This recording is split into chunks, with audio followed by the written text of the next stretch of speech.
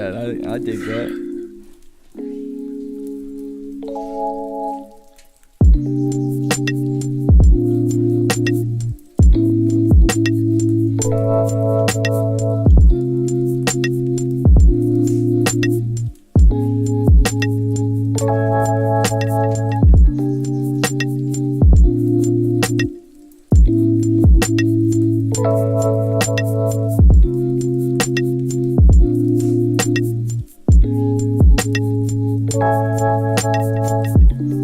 What is up? What is up? What is up? Welcome to the No Life Digital Podcast. We are back in action after our little Christmas New Year's vacation. Let's bring on the co-hosts, Jerry and Doopy. What's up, dudes? How was your holidays?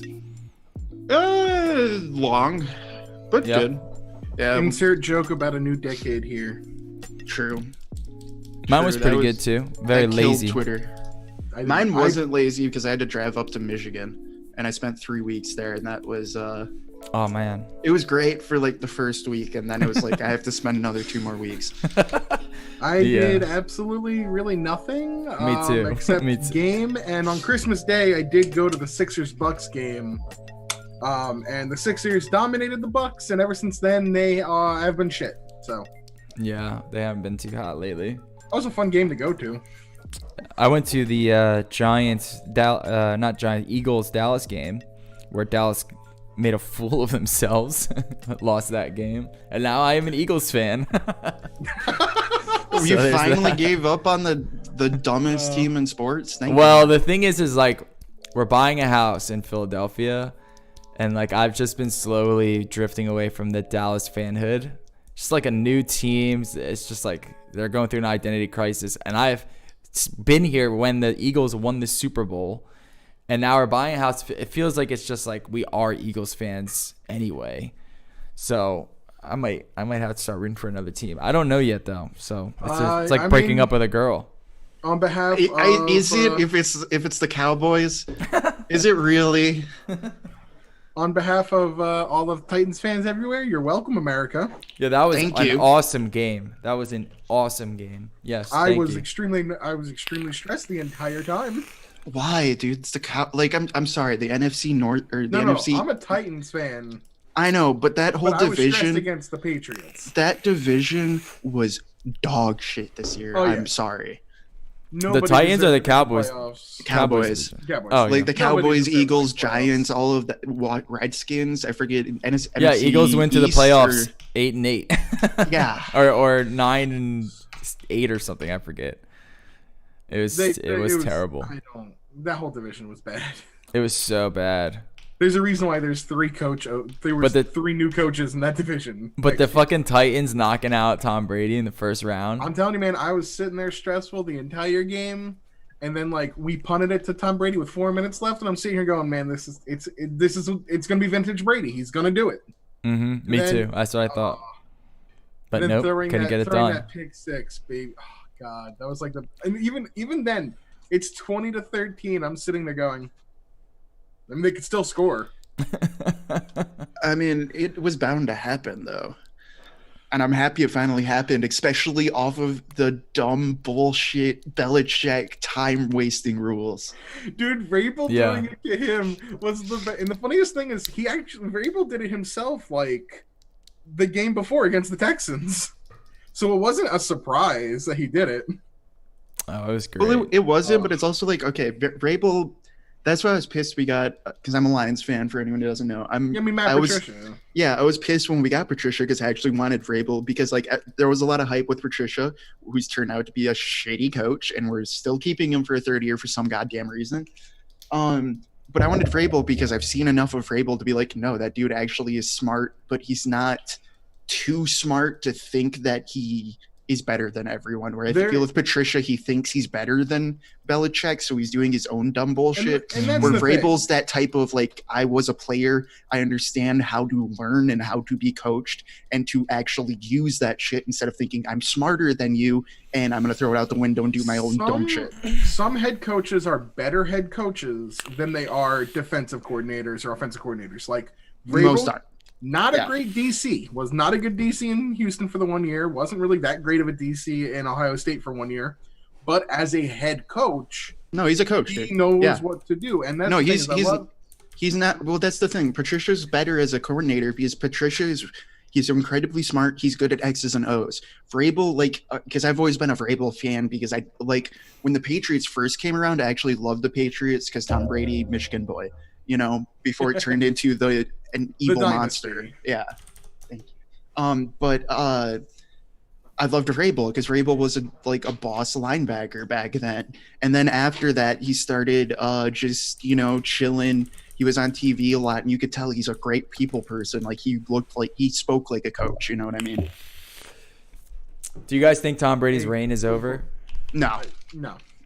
Until he retires, no. I think it's over. I don't think he'll play with the Patriots, honestly, though. And I think he'll play with the Patriots. I think he'll want him anymore. I think he will retire if he doesn't play with the Pats. To be honest, that's what I think. He's not gonna pull a Favre.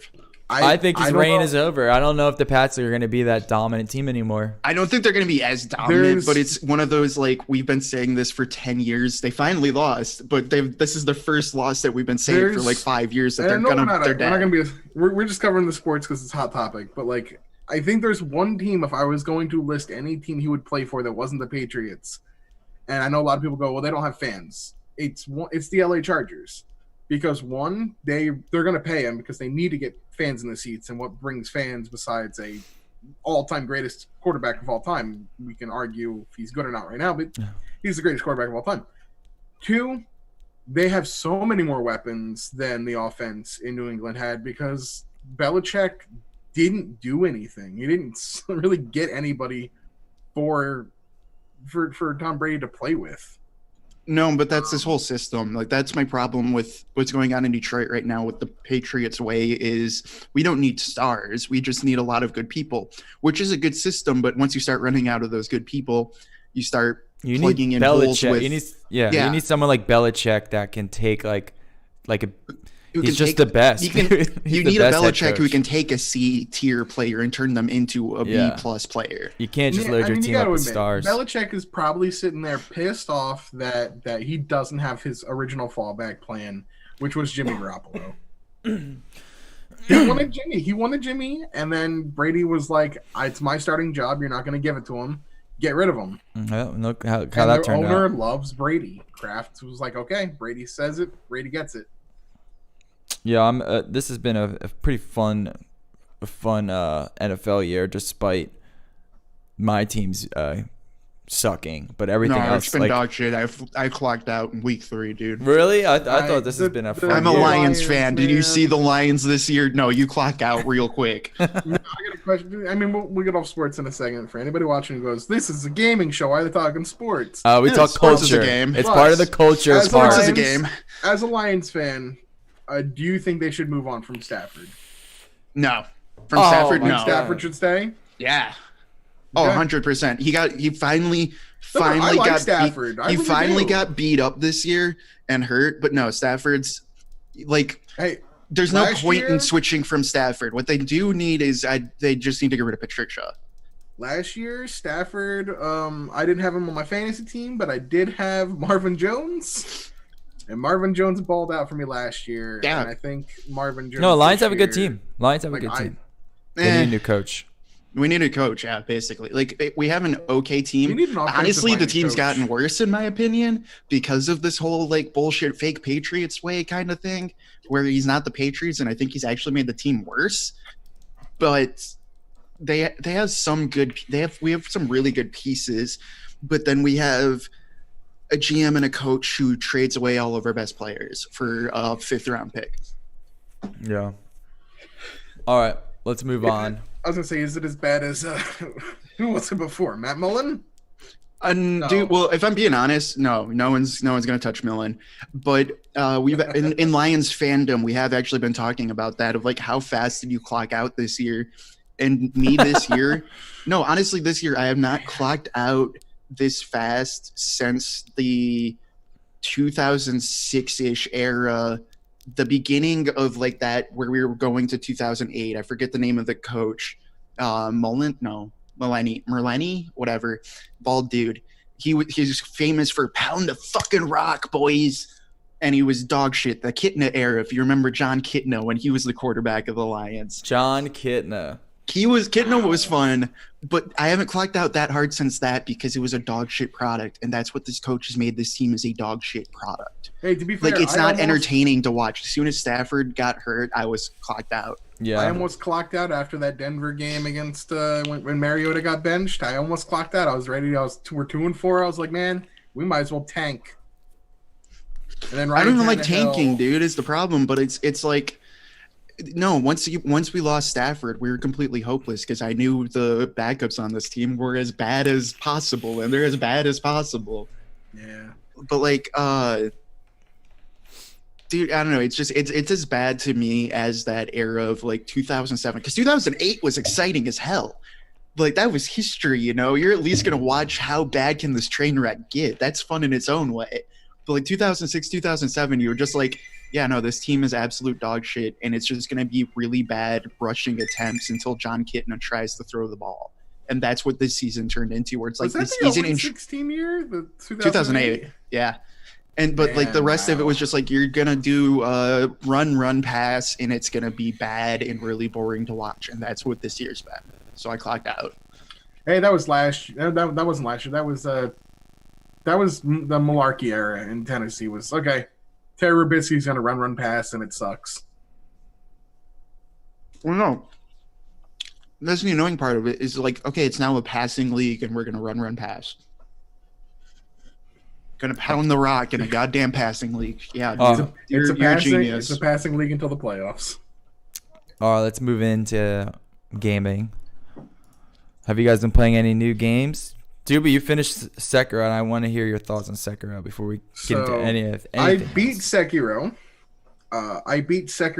Let's clarify it, using my good old 8-bit Super Famicom controller. So, God Gamer. How did your fucking fingers even, like, how did they not break? They were fine. I will say, like, I didn't do all bosses. So, I beat the game, but, like, the headless fights, those were annoying as hell. And I was like, you know what? I'm going to skip those. Then I found out what the rewards for them afterwards. And I was like, I don't really use the sugars to begin with, so I didn't care. But man, that game was like the adventuring part, like exploring was okay. And I liked some of the locations, especially later in the game. But the bosses were so good. Yeah. The Genichiro fight, the first time you fight it, like really felt like this is where the game really becomes a game. And then that owl fight was rough. But then the final boss, it took me 4 hours the first day, it took me about 3 hours the next day, still couldn't do it.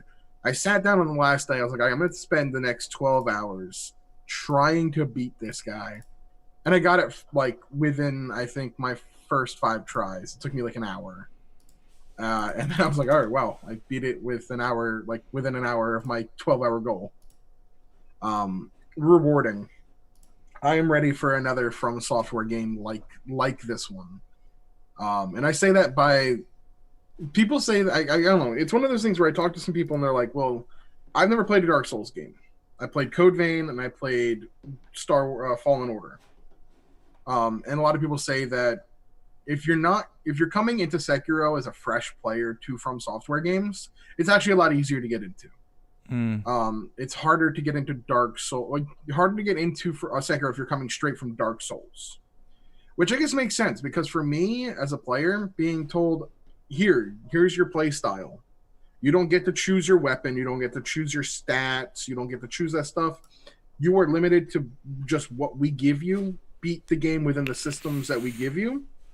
For me, it's a lot easier than being told, oh, here's all these play styles. You can play as a long-range character. You can put all your stuff into Dex. You can put all your stats into this. Because then you get into, like, what builds are optimal. Then you get into min-maxing. And things like that become overwhelming. Or can be overwhelming. For a player like me, I like to be told, here's your sword. Here's the combat mechanics. How good are you at the game? Yeah. And that's what I really like. That's why I really liked Fallen Order, and that's why I really liked Sekiro. And Fallen Order was like the perfect entry into what Sekiro is. It was just, I love Fallen Order. It's Sekiro Light. But it is Sekiro Light. It's Star Wars Sekiro, but like it needs more. And I'm hoping the second game they come out with, if they do. Now you can see why I was so fucking that. hype about it after playing Sekiro. Because I wanted more Sekiro, and I was like, oh, you're going to give me more Sekiro and it's Star Wars? I totally can understand why. That's 2019 Game of the Year. It really, it was, and it was a game where I never got so frustrated to the point that I hated the game. Right. I get frustrated, but I would get frustrated at myself.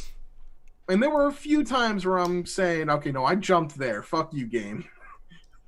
But, like, those were few and far in between. But people say that, and I think people think it's, like, a cheesy thing, but it's true. It's, like, when you fuck up, you're like, damn it. And it makes you want to get back into it. Like, it makes you wish that there were no loading screens, for like sure. That final boss really hit me with that, really hit me with that hard part in that second phase where, like, because of the environment and the grass, I couldn't really get a good read on the tells.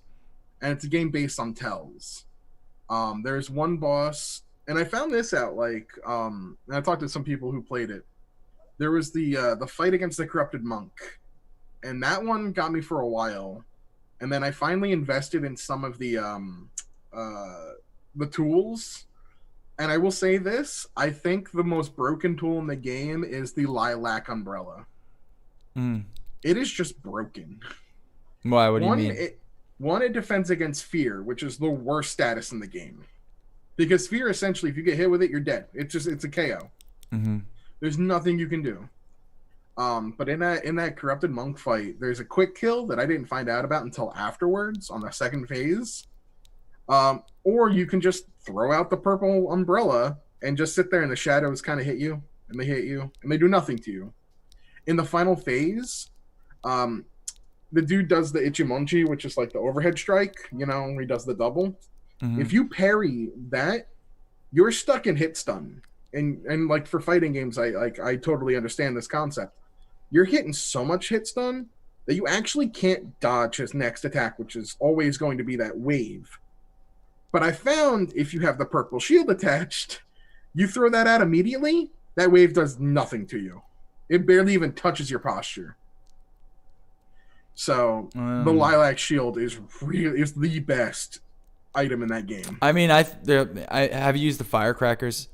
Firecrackers are good on certain things. There's a few enemies or a few bosses you can get infinites essentially with. Yeah, you can cheese with firecrackers. You can cheese with firecrackers. I didn't really get into those until like way later in the game either. I completely I was so focused on parries and just dodging, because that's how Dark Souls is played. Oh, and fuck every Dark Souls boss that ever features from software where they have the classic 2v1 scenario. Those are the best. That second monkey fight. Those are the bite best. My ass. Those are the best. The first monkey fight's fine. That one's not that bad at all. That's how it starts out. What I like about the Lilac Shield is, he does that scream attack where it raises your terror. You just throw that shield out and it does nothing to you, and then you just immediately start punishing. But that second fight, that other monkey shows up and it just starts wrecking you because you're trying to fight one while the other one comes up from behind and wrecks you. And every Dark Souls and Dark Souls-like game has a 2v1 fight in it at some point. Yeah. Yeah, I'm glad you liked it though, because I knew you would, to be honest. I think like anyone who is looking for like a challenging game, Sekiro is just perfect. It's so good. And its exploration was fantastic. Its its monsters, its enemies were really cool. The lore was definitely more story driven. I didn't have to go really looking for the lore, and I like when that's kind of presented to you. It's the From Software game that best resonates with the kind of player I am. Yeah, and it resonated with a lot of people. That's why I think it won. I'm still a huge fan of the Souls games because I do like the RPG, building your character, because you can make some crazy shit and it makes it so fun. But this was an excellent way to introduce this combat parry system that I hope gets brought into these Dark Souls games, and I hope they refine it. And I'm excited for their new game that's coming out. Because everything they have done, in my opinion, has been excellent. But Sekiro has definitely taken the cake and been their magnum opus so far. Until they get to the one that's written by George R.R. Martin. Until they get to that one, yeah. Yeah. We'll see how far can they take it? Like, are they gonna do something new? Are they gonna? Because I feel like if they give us another Sekiro, I'll be happy, but I won't be as hype as I was when this one came out. I would like to see something kind of new come from it, or just another Dark Souls kind of clone. Could be happy with that too. Have you guys played anything else? Anything new? I've been playing Elder Scrolls Online. I've been addicted to this fucking game. And I don't know why I started playing it, because you have to buy it. It's not a free MMO. Yeah, and I honestly, I downloaded it. I started playing it, and I was like, wait a second. This is Skyrim, except massive. It's massive Skyrim, which is awesome. And a little dumbed down. It's a little dumbed down. It's a little dumbed down. It's definitely dumbed down. But it's in terms of comparatively, it's like WoW, Path of Exile. It's way dumbed down to like most MMOs. Yeah. You get 5 skills. You can get like debuffs and potions and stuff, but you get 5 skills, and it's all about sort of. It kind of gets out of your way in that sense. It's more about just like, hanging out with people, getting into these crazy quests. Everything is voice acted. Supposedly, it holds the world record for the biggest. The world's amazing, actually. Like, I do have my qualms with the game because How long have you played it? I played it till like 20 on a couple of characters. When did you play it? How long ago? Waiting for Classic, so like in the spring-ish. When the new expansion was gonna come out, that's when I was like around playing it. Yeah, because I wanted the fucking Necromancer. That's what I'm playing as now, as a Necro, sort of like. I haven't bought that yet because that was like the one I wanted to play around with. Because some of the other classes are it's a lot like a lot of the Eastern MMOs where like Guild Wars, shit like that, where it is very simplistic, so to say, of like skills and things like that. Yeah, but it is a good game. It is fun. I like the crafting system, the community, and it's pretty good. Like PvP's fine. It's kind of shit, but it's fine. Yeah, one of my favorite things is when you're in a town and you just see these two players like look at each other and they just start dueling in the town, which is so cool. And there's like a betting system now where you can bet on which player is gonna win. It's just been like fun to get back into an MMO because I haven't played an MMO since Dark Age came out, like seriously, and I've been trying to get into this one seriously. I don't know if I will. I'm about level 20 now. I think I'm like level 22 now, and I've been having a blast with it. It's been fun, but I've been playing it a lot like Skyrim, kind of like soloing a lot of stuff, just leveling my guy and trying to like figure the whole thing out because there is a lot to it. But yeah, I've been having a good time with it. I remember when it first came out, it had terrible reviews, and I don't know why. Do you know why? It's because it was so simplistic and it wasn't as fleshed out as it was, and there were a lot of broken systems, I think. Okay. But like they went and fixed everything, and like it is a good game now. Like it's a really good starter MMO, I think. I think there's a lot more they could do with it that I wish they would do with it, but like the feel of the world is there, which is really important in an MMO, and like exploration. Like, I like that. The community's good. The crafting's pretty decent. There's a lot to do, especially with crafting and stuff like that. I don't like how everything gives you experience, but that's I love that. That's the modern. Yeah, you're the modern MMO player, and I hate the modern MMO player. I love it. You can like just sneak around. You could just fucking crawl around and you get That's why to experience. me, classic WoW is better, is because you actually have to fucking work for You everything. have to spend fucking 10 years to play Classic. I don't have 10 years, Jerry. All right. You actually got to put in effort and work to get something. Well, the cross side is, and this is what I've noticed from playing so many MMOs, it is a lot better just because it makes the reward feel that much better. When everything's just handed to you in a lot of these sandbox MMOs, it's just kind of like, after a while, it just becomes like, cool, dude, I don't give a shit. Where like the old school, like you do have to put in a lot more effort, but when you actually get something, you're like, fuck yeah, I have this. I can actually name exactly what this item is, what it does. I'll remember this. Like the reward, the satisfaction's a lot bigger. Yeah. I'm curious to know how that, because I'm not at end game yet. I want to see what end game's like and how that is all fleshed out. Maybe it gets better because I know a lot of people are like, a lot of people like it. it kind of has like a Paragon system where you keep like leveling up to a specific point. Like Yeah, kind I've of seen like people like kind level of like 800. yeah, like it's kind of Destiny-ish in that sense, where like you hit max, but then you keep maxing after that, or like Diablo 3 Paragon kind of shit like that. Now I got a question. What do you think would be the next step from that to like a more advanced MMO, but not quite WoW classic level? Retail WoW. Yeah. Yeah, like retail WoW's a lot harder. There's a lot more going on, like in depth, or like especially for combat, but it's still a sandbox. It's gotten to be a lot more of like a sandbox where you just get gifted a lot of shit for free. You can get gear from LFR, which is a fucking joke. What is that? You won't be good, but like you can definitely get into it and out of it really quick. Yeah, I'm not looking to like, not looking to get good. I just kind of wanted to. I like the whole like diving into it. 'Cause I spent too much time on EverQuest. I can't do it again. Yeah, there is going to be. I might try retail WoW. There is New Age coming out at some point, and that's from Amazon, but that's kind of more Amazon, the company. Yeah. Huh. They've been making games now. What the fuck? I had no idea. They're working on developing some MMOs. Like they're working on this, and they're working on a Lord of the Rings MMO, which that's like secretly could be good. The New Age thing, though, or New World, something like that. New World. That's kind of more rustish, it looks like. But That could be like, cool though. but with clans and guilds, and then you have like guild battles. It sounds almost like semi Dark Age of Camelot mixed with Rust, which sounds interesting. It doesn't seem like you'd be very intense on the MMO parts, which is what I want, but it seems like a very interesting idea. Mm-hmm. Interesting. But that Damn, I had no idea Amazon was making games. I think that's slated for this year or next year.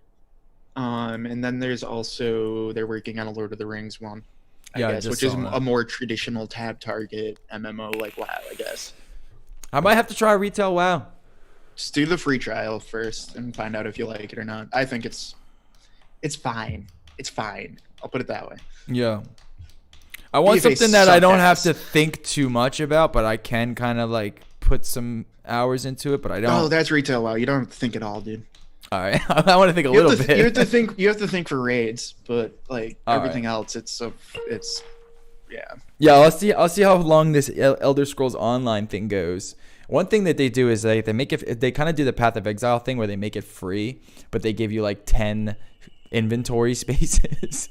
So if you want to move all of like your crafting items into a different thing, you have to pay for it. That's my problem with it currently. Is like it's just like just make me fucking pay for it. Is you need it. Yeah, it like that's my problem so far with East, and it's in Eastern MMO. But like, it's you buy the game, but you're very limited, even though you bought the game.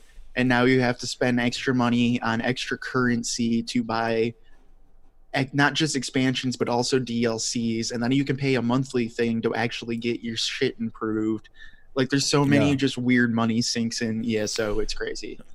Oh, yeah, there's a lot. It's actually kind of cool, though. There's, like, this whole crown system. There's, like, so much you can spend. Like, you can buy the crowns to buy, and that's a little...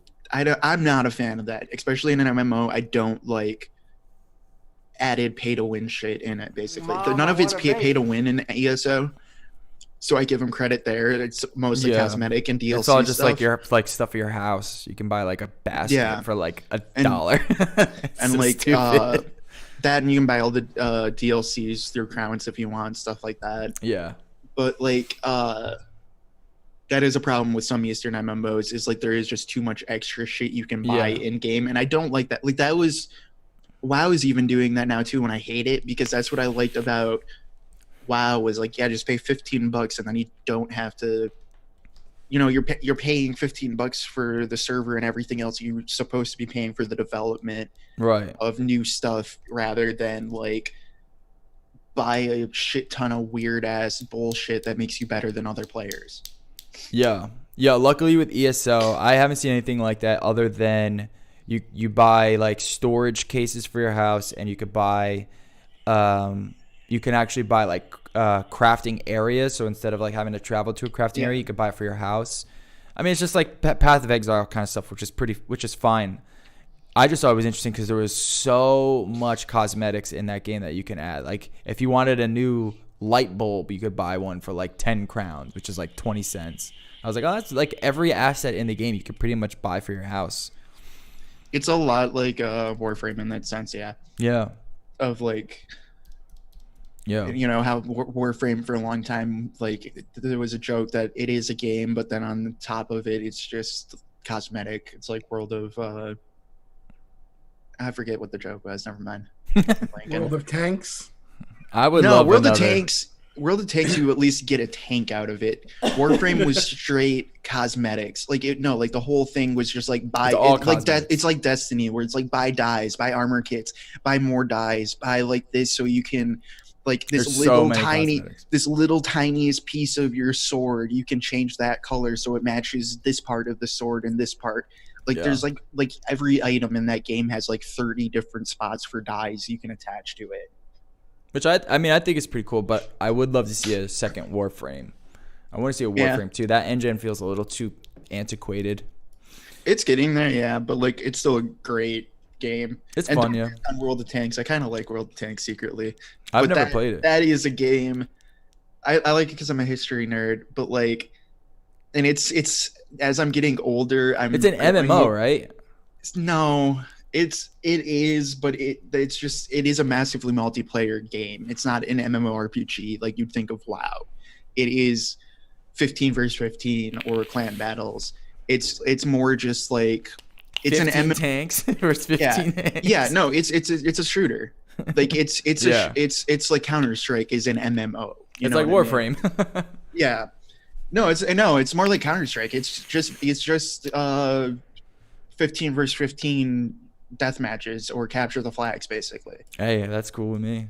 But like their monetization system's also kind of fucked beyond belief, because if you get serious in that game, you're basically really pushed into paying for premium, which costs an arm and a leg, and then you have to buy $80 tanks to actually get credits and a whole bunch of other bullshit. Because that game, if you're worried about grinds, that game takes grinding to like a whole nother fucking level. You had me excited until you said that.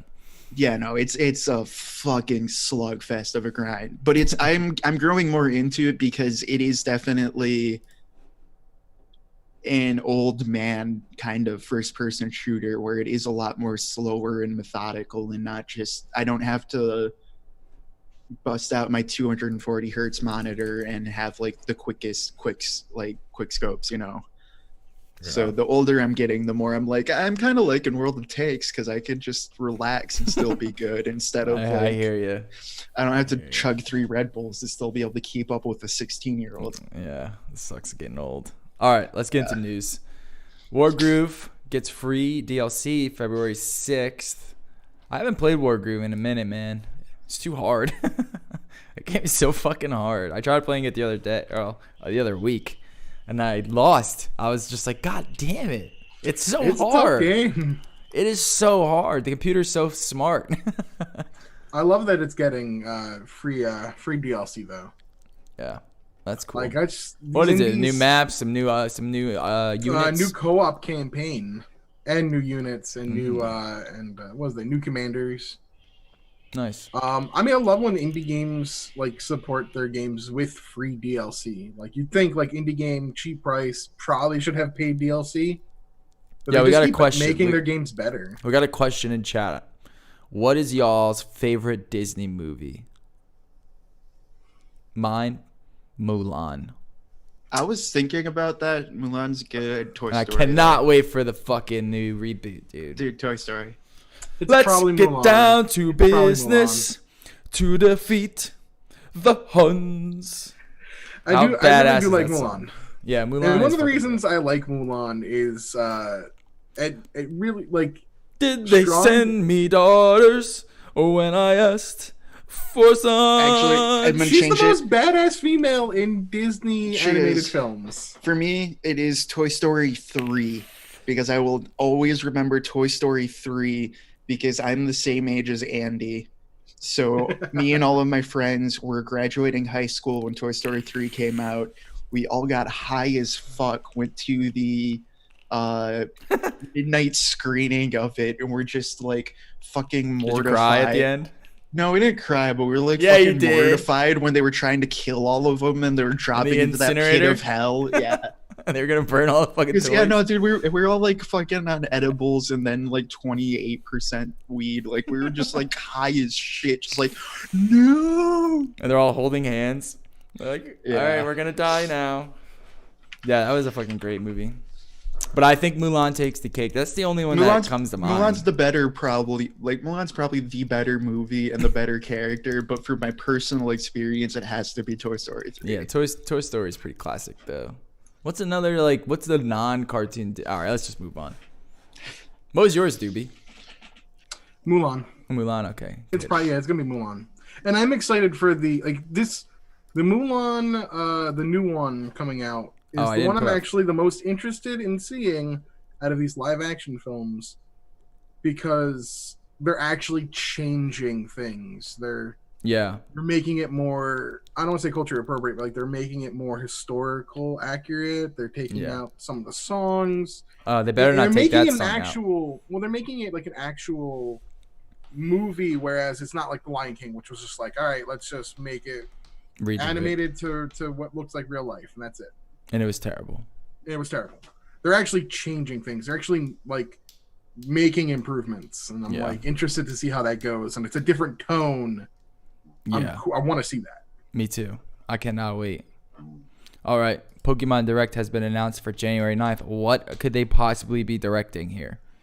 This is the thing that's like confusing me, and a lot of people are you know, okay, Pokemon Home, the new cloud-based kind of like transfer system slash like this is where you put your Pokemon to that you might be able to transfer them to the new games, even though the whole Dex isn't there. Other people are wondering if this is them trying to save face, even though, let's be honest, the Pokemon Company doesn't save face. They just sold a ton of copies. They could give two shits about all the negative, like all the you know, crying about the graphics. They don't care. Yeah, I mean, why should they? If you're a company and you're like, oh man, we're getting a lot of negative press. I wonder how many sales we get. You release the game, your sales are insane off the charts. Then then your obvious answer is like, oh, I guess people like the game. I guess they enjoyed it. Yeah, they and the fucking bought buku. And the Pokemon Company is unapologetic in how much they really don't care. Good. Oh yeah, I mean, I have a feeling this will probably be some updates to the game where like talking about like some of the events coming up. You think they'll release like a new Pokemon? Well, they have data in the game for some of the Pokemon that aren't in the game. So like Bulbasaur's data is there, but there's no way to get Bulbasaur. And they've already done stuff where they've done like specific like max raid battles. You know, those max raids, which people like, some people don't. I don't know. I'm not a huge fan of them. I fucking. But that's how you get like some new Pokemon. I wouldn't be surprised if they go into it going, all right, you guys want Bulbasaur? We're gonna release a limited time event for Bulbasaur. You can get him now, but you have to do the max raid battle. Weren't they talking like there were other rumors that there were like 20 Pokemon that were in the files but not there or something? There's a couple legendaries and a couple of the starters. I think the starters from Sun and Moon are in there, and I think the starters from the original Gen 1 are in there. Besides Charizard, because he's, you know, that line's already there. But the legendaries, I wouldn't be surprised to see them do something like limited releases. So I wouldn't be surprised if they touch on that. There's the Pokemon Sleep app they're working on. What? Yeah, it's now they're like Pokemon Sleep. Dude, they should call the fucking game Pokemon Sleep, because that's what it fucking makes me do when I play it. Yeah, like I said, there's a bunch of little things. Some people are getting their hopes up and thinking, oh, this is where they're going to announce the Gen 4 remakes. Which, I mean, I don't think they're going to announce it now because it's way too soon after the release. This community is out of their minds. I do think that a Gen 4 remake is probably going to happen in the future. Yeah, but are they going to announce it after a month after they release the game? No. What the fuck is wrong with this community? Yes, they are, dude, because my Pokemons aren't there and I'm a fucking 30-year-old dude. I'm still playing a 10-year-old game like it's my religion. The problem is that they're in the Assassin's Creed part now, which really sucks. They're on a yearly release, really almost like a yearly release schedule, which is, I think, is a terrible idea. Yeah. It sells though, but I think it's a terrible idea. Like they're gonna do another Let's Go game probably because it's sold. They'll stop doing it and... when people stop buying it. Doobie. Exactly. That's not happening anytime soon. Hey, dude, there hasn't been an Assassin's Creed yet. There was an Assassin's Creed this year. That's true. Odyssey came out when? Last year. I'm pretty sure. There wasn't an Assassin's Creed this year. Is that true? I think so. Someone They stopped research doing that. a yearly release of Assassin's Creed, and they've gotten Chat, better because research of it. that. Good. All right. You know what? I haven't really heard much of Ubisoft. I guess the Division 2, which flopped, that came out in 2019, Ubisoft right? is currently like, it feels like they had a very light year this year, but they are like kind of ramping up. I think for next gen with Beyond Good and Evil 2, that's going to be their big staple title. I expect to see that at E3. All right. Capcom says something special is coming to Switch, Devil May Cry 3. You know, when I watched the Game Awards, I totally forgot that Devil May Cry 3 came out this year, and it was one of my... That was Devil May Cry 5. Yeah. Devil May Cry 3 was right. PlayStation DMC5. 2. But 3? PlayStation so- 3? PlayStation So 2. they're saying something special's coming for the version of DMC3 that they have on the Switch, because they ported the DMC games to Switch, like 1, 2, and 3. Yeah. Which are, I mean, 2 I've heard you can skip, but like 1 and 3 are good games. Really? I liked 2, actually. Me A too. lot of people didn't like 2. I liked it, but I was also 12. 3 was the best. Yeah, no, 3 was the best one. But yeah, no, that's PS2 era. The dude. interesting thing about We're this getting this specific good old article- PS2 games on the Switch now. The interesting thing with this article is they mention 3 separate dates. One being January 16th, January 30th, and February 13th to reveal information. Now, a lot of people are speculating. So I've seen speculation that there's been about 4 or 5 different times now where a Pokemon Direct has happened, and then a week later a Nintendo Direct happens. Which, if they're going to make, I mean, this could be a sign that maybe there's a Nintendo Direct coming on the 16th. That's what people are guessing in the Pokemon And then one. a lot of other stuff are also guessing that because there's 3 separate dates, and we know that the last Smash Brothers character of the DLC is to be released before the end of February, that maybe Dante is the 5th DLC character. Ooh, that'd be Which would sick. be a really cool concept. Like that's an iconic IP. There's a close relationship with Capcom. And Dante, I mean, the meme is featuring Dante from Devil May Cry. Smash Brothers featuring Dante from Devil May Cry. Yeah. So maybe you get a thing where he releases on the 13th. So there's some speculation because of that. And Oh, I love because- Dante. I think Dante would play pretty dope with a big ass sword and a gun. I mean, Hell yeah. Dude, you have to have...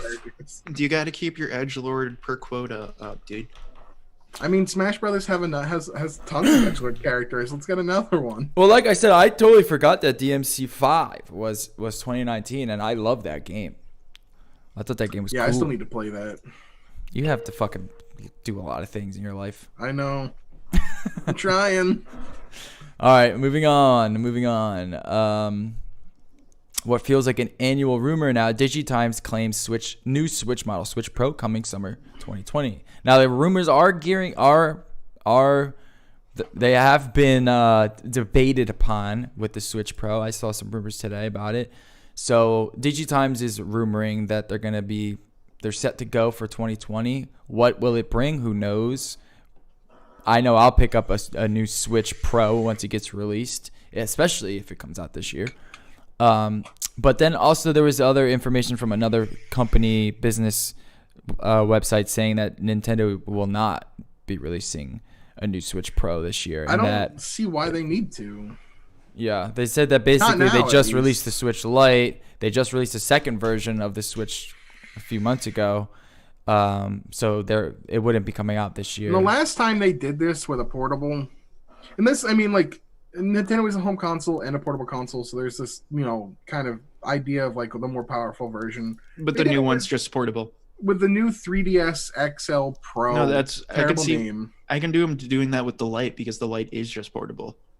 So- Yeah, I'm talking about like people want that eventual Switch that's gonna do 4K. That's Never gonna happen. Well, no, I think it'll happen. It's just a ways down the road. Where like I think I can see him doing. Yes, I 100% expect them with the Switch Lite to be pulling the 2DS, 3DS bullshit of here's your 3DS, here's your 2DS, here's your new 3DS, here's your new 3DS. That's the problem they had with the new 3DS XL. Yeah, they had a total of, I think, was it like 4, 5, maybe 6 titles that were, you could only play those on that new Nintendo 3DS XL. If they get into games that can only be played on that new Switch, I don't think that's a good idea. No, it's not, but it's a Nintendo special, dude. I mean, what they do is they just do a new Nintendo Switch Pro that has 4K support, and it just upscales to 4K, and then everything will work on it. The new Nintendo Switch XL Pro, and they make it the handheld screen 1080p like a fucking phone. It doesn't have to be 720p. You know, maybe an OLED, basically like a cell phone screen, just a nice big size, and that's it. And then you have a Switch Pro. I guarantee you, third parties are the ones that would love to have that right now. Yeah, they would make putting those games easier. And we're talking 8K these days, man. They're not even up to fucking. They're barely doing 1080p in the Switch. We're talking 8K, but we are definitely a ways away from mainstream 8K. 4K is not even fully mainstream yet. Sure. It's getting there. It's so close to being there, but it's still not the mainstay yet. Yeah. I would consider 4K a mainstay now. If you're not up to 4K yet, you're fucking up. I'm not up to 4K. There's a lot of people. I don't get. Get a 4K TV. Just go and do it, Doobie. That's what you should have asked for Christmas. You can get a TCL for $350 that will change your life. I don't watch enough TV to warrant it. None of my systems play it. Doobie, you go and buy that. It has a Roku built in. You don't even need a system, and you watch the goddamn Witcher. Welcome to 2020, Doobie. Literally, the only thing I would do is watch sports with it.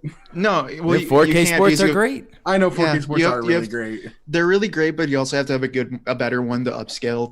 TCL will do fine for that. Trust me. The thing is, Doobie, just trust me. It's worth the investment because even if you're like me, I don't watch a lot of TV, but if I do watch TV, it's been The Witcher, it's been Game of Thrones, it's been those shows that, like, if you actually go and bother getting HDR and 4K, you do notice all of those little things just becoming so much more, and you get that much more invested in it. I watch all that stuff on my computer, and I do wish that computer monitors were a little cheaper than they are. Yeah, they are a little pricey. I mean, I'm on a Dell. This is my office monitor. I'm on a Dell. It's 4K, and it looks pretty nice. It was pretty cheap. All right, Vince Zampella to lead rebranded DICE LA and help launch unrevealed original game. Starting 2020, shakeup going on at EA's internal studios. Vince Zampella. The success of Apex and mainly Star Wars, I think, has been like the revelation that EA kind of has needed. Yeah. Because now it's getting them to look at Respawn in a different light, and Respawn's now hopefully going to take a lot of the things they've done well and put it to other parts of EA. Because, I mean, Battlefront 2, a lot of people say now it's a game worth buying. I'm still going to sit here and say I'm not going to buy it out of principle alone. It's not worth it. I was playing it. It's not worth buying. But it's fun. I mean, but DICE fucked up pretty hard with that. And I don't blame them. I mean, there was the whole EA they were in too much, but with him leading DICE, because DICE's technology, their game engines, what they can do, it is very impressive. So him having control of that, basically that team, that's pretty cool. And I'm excited to see what this unrevealed original game will be. Hopefully it's a new IP. Is that what they're assuming?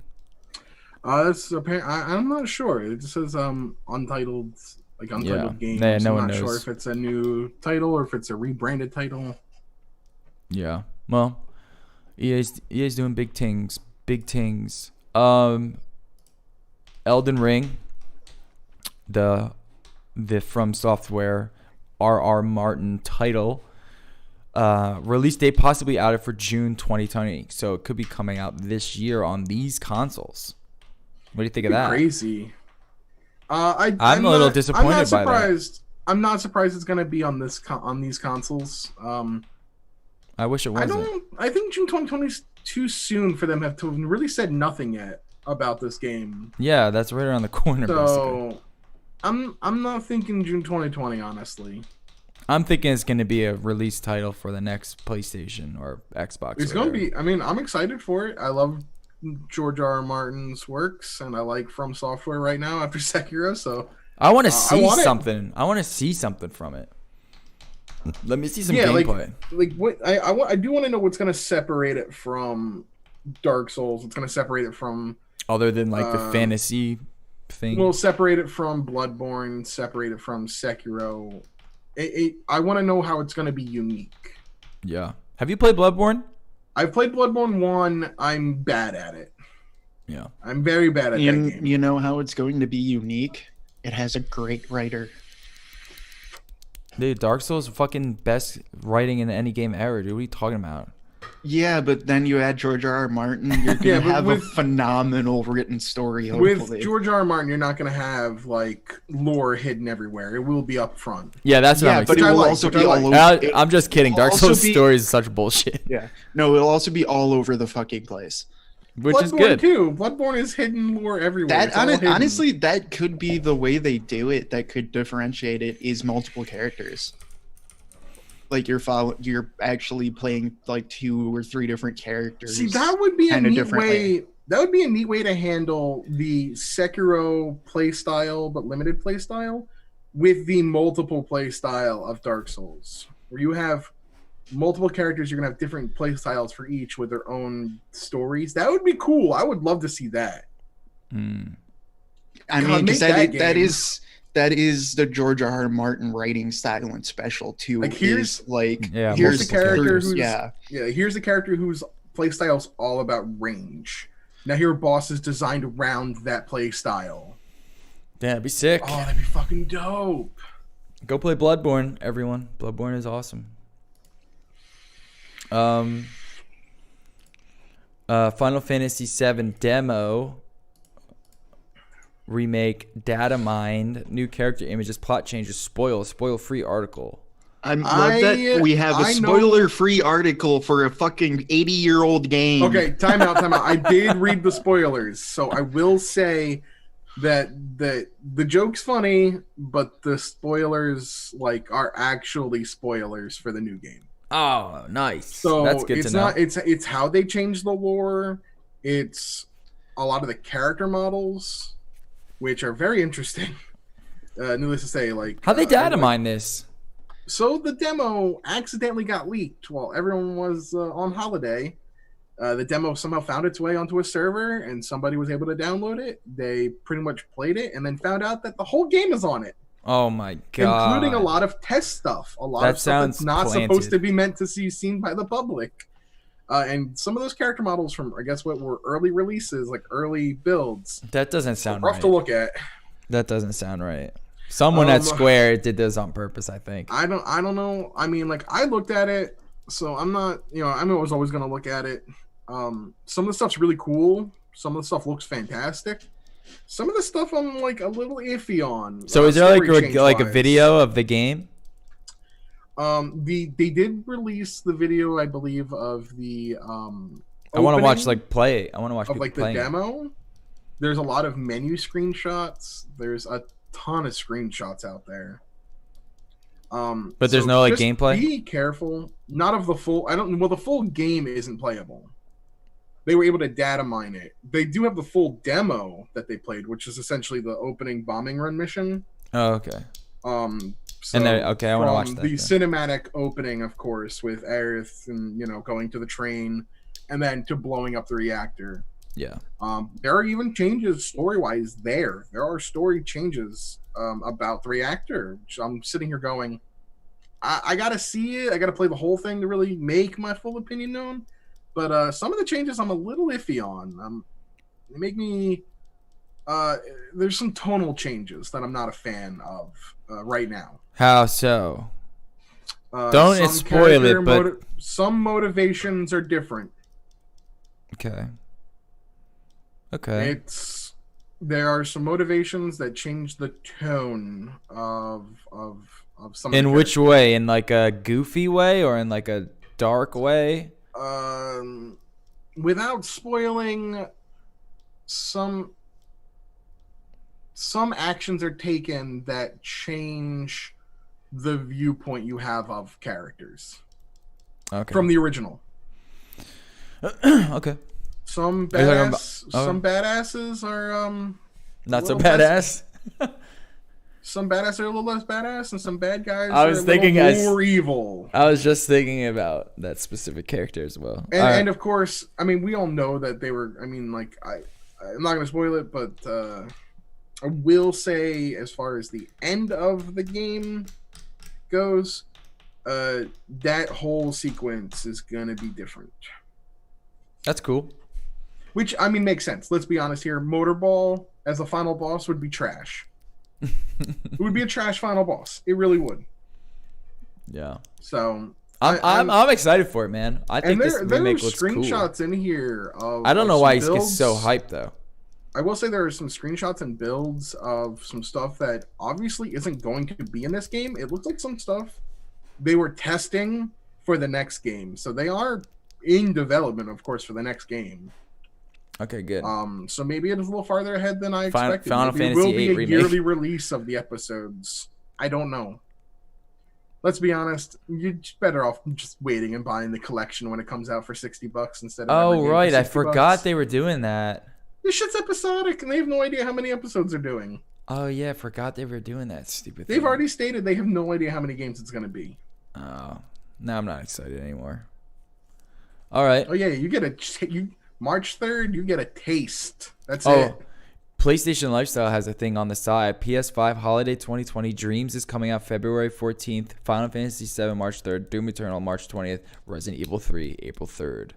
Dude, March, and then into the middle of April is fucking stacked. Yeah, this whole year should be fucking fun, man. Like March alone is stacked, and then you start going into April with Resident can't Evil, wait. and then there's something on April 15th. I can't remember what it is. I can't wait. All right, let's get into tech. I got to get out of here. So there's CES going on. So And- you waited till the end of like the biggest segment. What? There's Final a lot Fantasy? to unpack in CS, Oh. dude. Cyberpunk 2077 is April. Yeah. Yeah, Cyberpunk. Yep. Yeah, Cyberpunk. We have Last of Us. We have Mad Games. Last There's of Us. gonna be. I'm just not gonna lie to you. March and April alone, I'm done for the year. Dude, you still haven't even played fucking like. You still haven't even watched Witcher 3. Can we talk about Witcher 3 real quick? Yeah, I mean, right. Witcher- Yeah, you guys can. Witcher show. Oh yeah, dude, we haven't watched it, so close I your mean, I'm ears. fine. You guys can watch. You guys can talk. I'm gonna watch it. All right. I'm Yeah, not man, even spoiled. we won't. I'm in it we for the won't- experience. We won't give spoilers, even though it's. It's really the nothing to first- spoil. I know the Yeah, I was first gonna season's say. based off of the pre-books, the 2 short story books that have been out since 1980. And it's not like a spoiling. It's not like a Game of Thrones where it's like one massive That has been epic. okay. That also has been really cute though, watching Twitter and just seeing the new people that it's brought in, which has brought actually in a good amount of new people. But like, there's just people being like, "Oh no, is Siri dead?" and shit like that all over Twitter, and it's beautiful. So one funny thing when I'm watching it, Or no, it's Yennefer. Is Yennefer dead? yeah, one funny thing when I'm watching it and I'm watching it play out, I forgot that there was a jump, and then there was a point where I was like, "Wait a second, are we in some sort of like time loop?" Because it kind of There's They a kinda lot jump of around. fucking jumping in the first Yeah. season, and that's mostly because it's based off of the 2 short story books, which jump around a fuck ton. yeah, they're just, and it they're wasn't just very random cohesive. short stories, basically. And it wasn't so cohesive, so it kind of confused me there. But when we talk about when you play Witcher 3 and you play it through its entirety and you fall in love with Geralt, you fall in love with the world, my big thing with this was like I just want to feel like I'm playing Witcher 3 again. And for me, the show really felt like that. It really felt like you were in the Witcher world again, and it was so fun to be back there.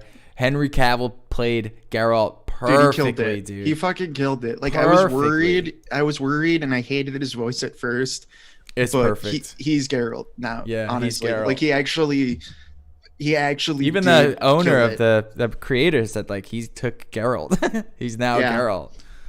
Yeah, Like it's crazy. at first it was still a little weird, but by the end he killed off, because I was worried that it was just gonna feel like Superman playing Geralt, and by the end of it, no, this is Geralt. Yeah. He killed it. He has like the world perfect just fucks and hums. Yeah, like the hums and the grunts. It's like if you try to do that, there's like a specific way to do it, and he nails it every time. It's like an interesting thing. I thought he was wonderful. I love the Yennefer plot. I didn't know what that was because I didn't play the older ones or read the books. Okay, so that's like been some diehards issues with the series, is actually a lot of the Yennefer stuff. And that's just because in the books it's never truly said. A lot of the Yennefer stuff, it's just been like very implied through other characters, and you kind of make those conclusions. So a lot of the Yennefer stuff was kind of made up for the show. Like what? Like her youth?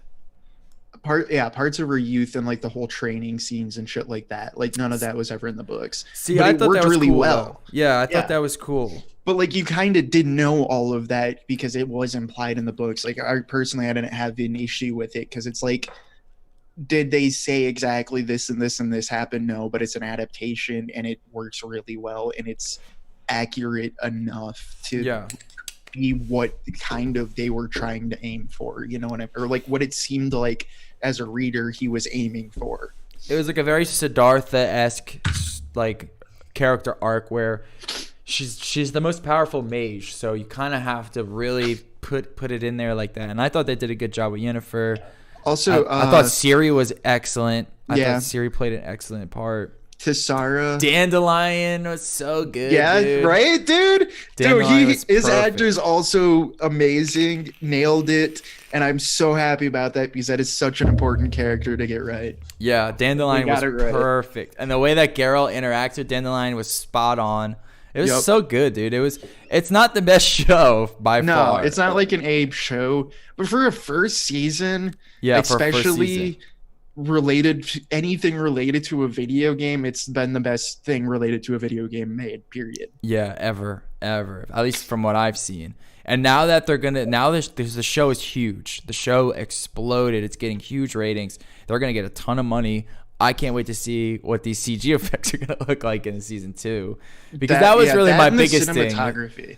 I thought that was- the cinematography was a little whack. It wasn't.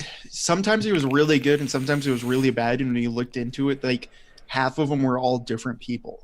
So I think once they actually nailed down, okay, this is the person they're using, it'll be good. Yeah, and then they get like some really good VFX, and you stop seeing like the green And screening. better color grading. Yeah, But that's all season 1 problems. You know what I mean? I'm not worried about that going farther because like I still maintain you just want to get invested. Game of Thrones is a great series. Season 1 is an absolute dumpster fire. I still stand by that. So like, if this is this good, it can only go up. Yeah, Hopefully. I'm excited to see what comes of it. I thought it was excellent. I had to binge it, dude. It was I was just so impressed with how they built that world out. I watched it all in a day. Yeah, Yeah. I've watched it twice now, actually. Really? I'll watch Yeah, it. Then. Well, no, because then Toss a coin to you, Witcher. I what's watched stuck it in my head. myself at my parents' house, but then when I went back to Kate's house with her parents, her dad wanted to watch it, so I had to watch it. I rewatched it all with him to also explain to like them what was going on. You know, I am curious, Doobie, on how you will take it since you haven't finished The Witcher 3 because you are a peasant person. But I am curious to know how you like it because I like it because I love Witcher 3. So I want to know how you like it without really having that sort of emotional connection. I like the fantasy genre. I mean, Game of Thrones up to season 8 was one of my top favorite shows of all time. Lost is still probably my favorite show of all time. This is wow. I really like shows with shitty endings. Yeah, you do. It's still definitely heavy fantasy genre, you know, but it is definitely way different than Game of Thrones, and I don't like a lot of those comparisons.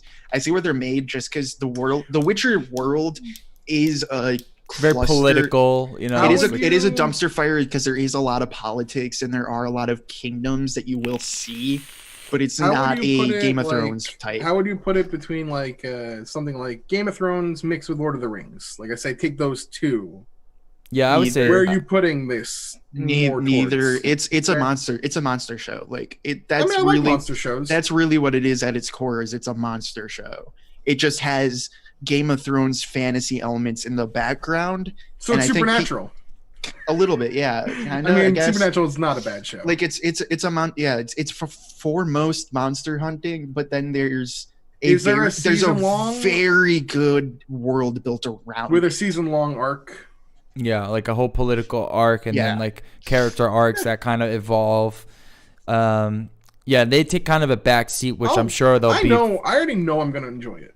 Yeah, I think you will. I think You'll honestly, it's totally worth watching just because. And I like the four main characters killed it.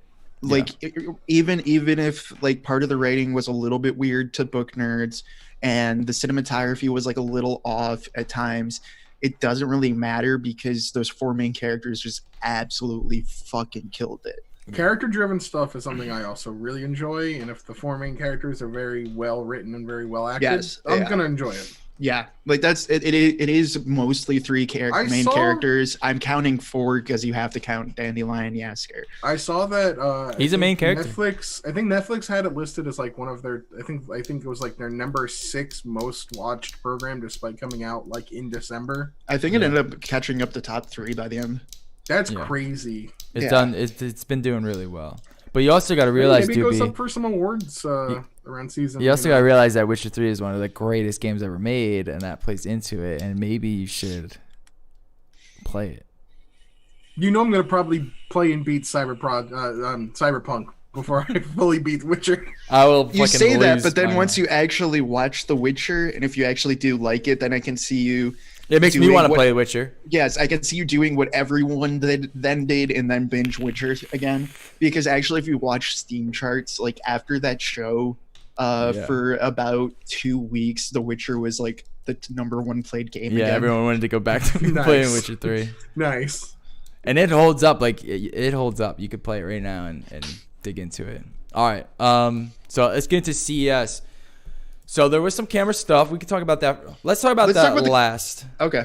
Let's talk about that last. Because some of it's CES related, but it's not at the same time. It's not as related to like all of the random weird shit in CES.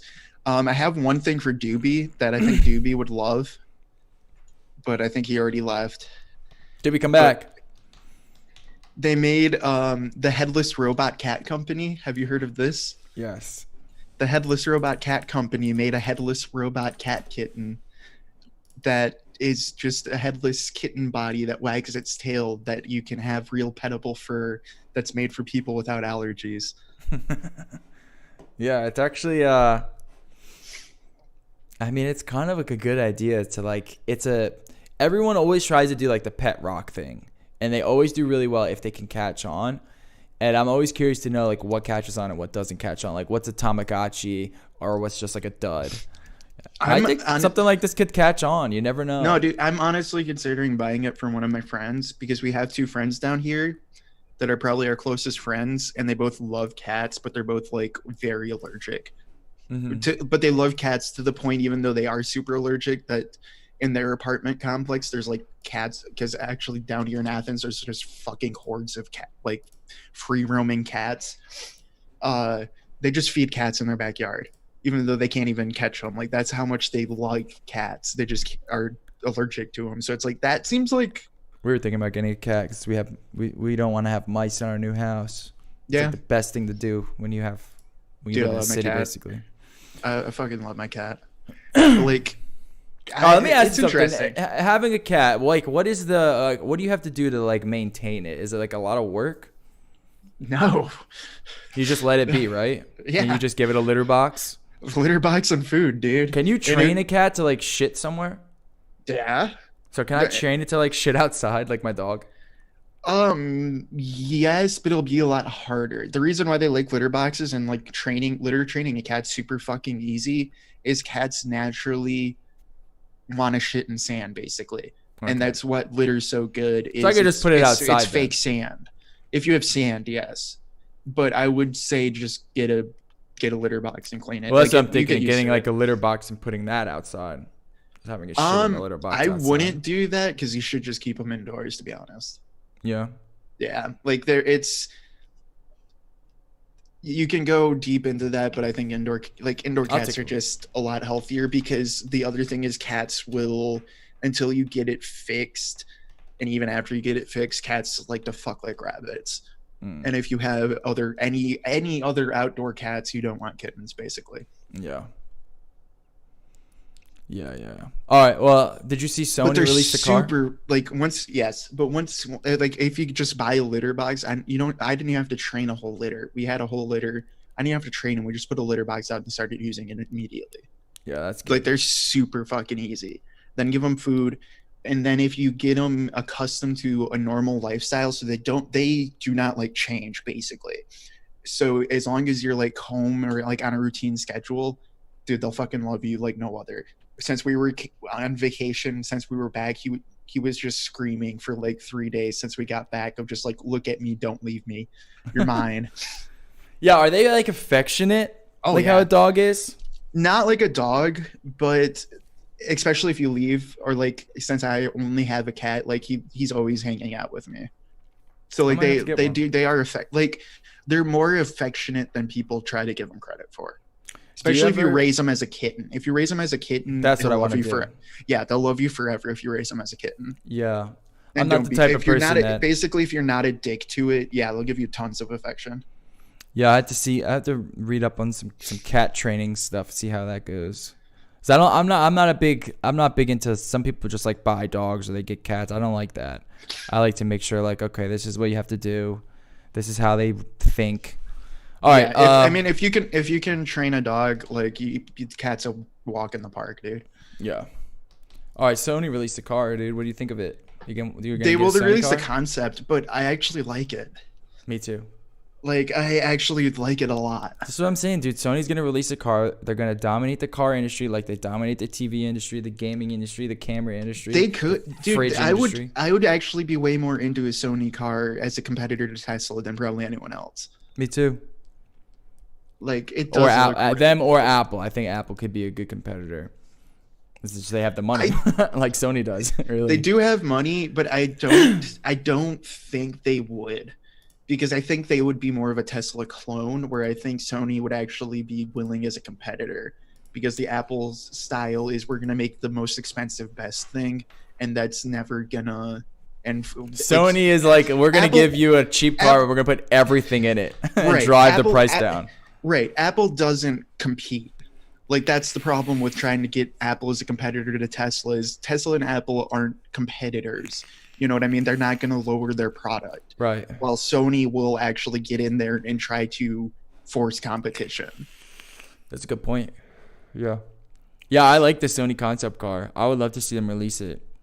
Yeah, it's interesting. I think they would have to partner with people if they actually ever wanted to make it, because I trust them for batteries and electronics. I don't know They if could do it, dude. I could don't do know if I trust them with like making an axle and a wheel that actually fucking works. I Like, will. I'll trust them, dude. I'll trust Sony with anything. I like if they could partner with like Honda, I'd buy it in a second. Yeah. Yeah, exactly.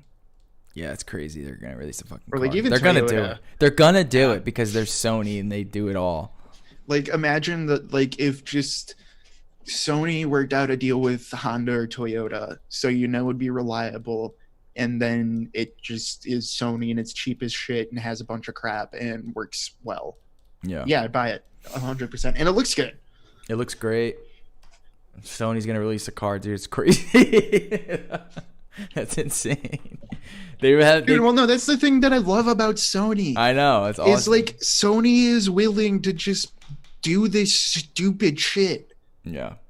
Like, And they do it well. usually they drive- some, they- they they definitely drive have the some price flops. down. They definitely have some flops. No way, dude. But Everything they release.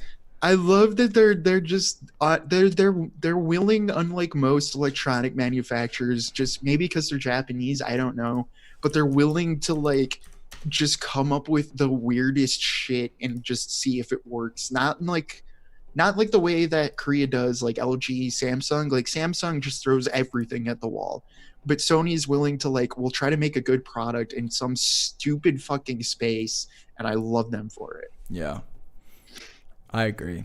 And this car does look actually just, it looks like a good car. Yeah, it looks great. I don't like the hood 1,000%. I don't like that little extra dip, but otherwise it looks like a good car. Did you see the 8K TVs? They got 8K TVs again. They look great. The micro LED displays look great. Nothing really too much to go over them other than that they're back again.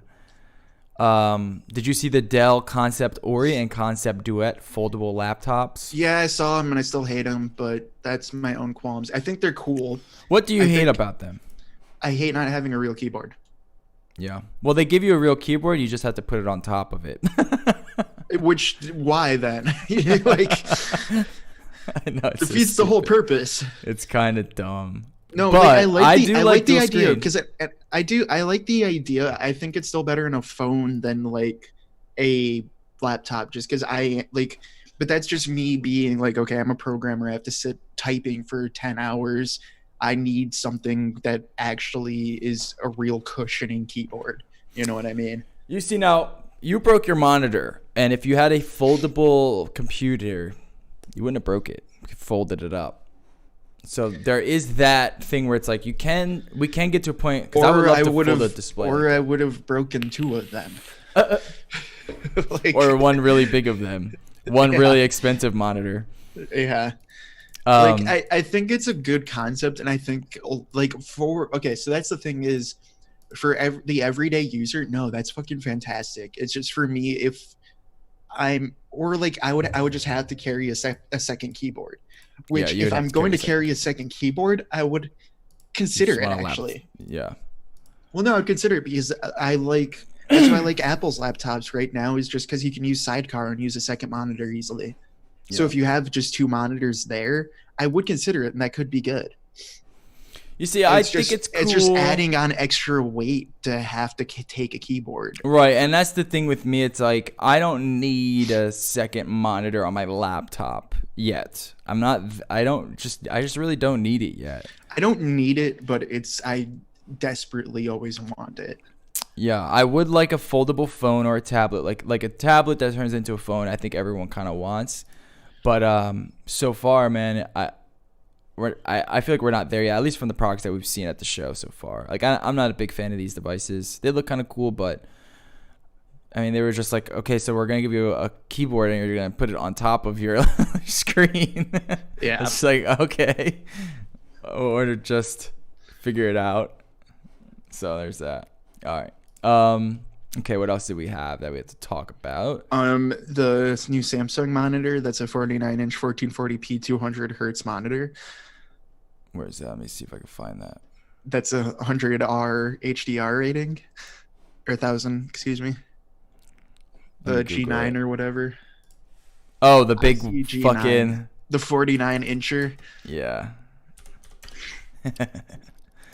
Yeah. So Samsung is going to be releasing an extreme ultra wide gaming monitor. What's the degree curve on this again? Who fucking knows? 1000R curvature. It's 1000R curvature. That's not a big curvature. That's like the smallest curve you can get. That's pretty big, dude. That's a pretty big curve. 1000R is small, because the lower the number, the smaller it is. Well, I think because it's a big screen, because it's a big screen, it seems more extreme. But like if you're buying a 27-inch, those are usually 1800R, which is a lot more curved than 1000. But it's just the size makes it a huge curve. Yeah, that's why you have such a low curve rating on it. Yeah, it's actually pretty dope, but not for gaming. Like, this is kind of centered around gaming, and as someone who used a 32-inch ultra-wide curved display for a while, you can't really play multiplayer games on it. You can't play first-person shooters on it. You get dizzy. It's just too much. It's too much information. Going back to the 27-inch 16:9 has been a godsend. Plus, like, half of the games barely even work in a widescreen. It is cool, though. It's fucking cool. Are you going to buy it? No. Ah, come on, dude. Don't be a bitch. Buy 2 of them, dude, and have a fucking 2000R curve. All right, what else? Oh yeah, No, dude. oh Stack yeah, them on top yeah. of each other. No. We have the modular computers, the Intel NUC Ghost Canyon. Did you see this? Yeah, I saw that, and it's a cool concept. It's just too late. What do you Because mean? why would I you think buy it's- Intel right now? Yeah, that's true. Like that's but I give Intel props because this is the kind of shit they're going to have to be doing for these next 2 years until they come up with the processor everyone actually wants again. Yeah, I think this is pretty fucking cool. Like I think the it's a really NUCs. cool concept. But they've rumored of doing this for like 2 years, and they needed to do this 2 years ago, I think. Yeah, I agree. I'm probably not gonna get one. I want to see, but I do Nah. like the idea of like these small portable computers. You know, Well, that you can the way just these ones modular. work too, though, is kind of jank because, and a lot of people have been putting them out now. I think CyberPower put one out. I think Razer put that out as their first quote unquote desktop.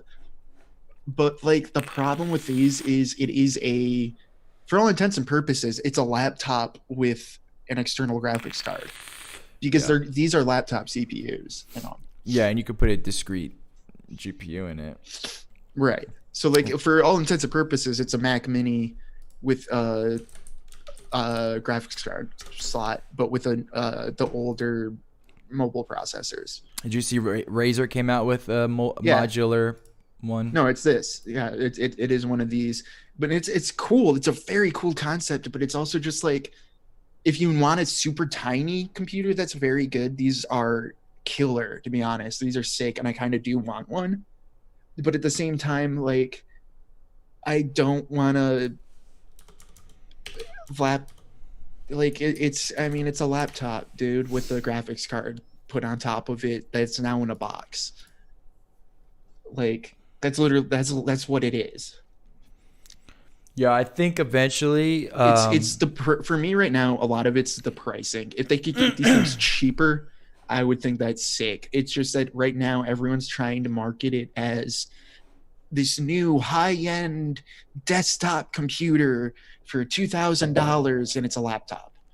Where it's like, if I'm going to spend $2,000, no, dude, I'm going to go buy a really good Ryzen 16 core and the same graphics card and just put it into a mini ITX for the same fucking price and get 8 times the performance. Yeah. Well, I know like the Razer one, it's a 45-watt chip in there. Which is the same one that's in your MacBook. Yeah, it's not too bad. It's literally your MacBook Pro. No, that's not knocking like the laptop too chips. bad. The laptop chips are great. It's just when you're trying to put them into a desktop and then have them compete with right, actual desktop parts. Yeah. What are you doing? Yeah, and I can't imagine a scenario where Unless you need that specific tiny ass size. exactly. I can't imagine a situation where you would need something between a laptop and a desktop. You know what I mean? What scenario where you need something between that? I don't know. I mean, I want them. I want tons of them because I like the NUC. Like I like the whole I like the NUC idea. Well, I like the NUC and I like the Mac Mini. I've always liked that concept of here's this tiny too. computer that you could take with you. But the Razer one, it's like the size of a fucking eGPU or a GPU. Exactly. Yeah, And it's like at that point, guess what? You can get a mini ITX case that size and actually put a decent processor in it for the same fucking price. yeah. Like, and at that point, just do that. Yeah. Well, some people don't want to. They want to buy it And all if together. you don't, yeah, no, and then they're definitely interesting. Like, I do want one. I just don't think I could kid myself to buy one. Yeah. 3DFX says, rather have a Raspberry Pi for a small computer. Yeah, I hear you.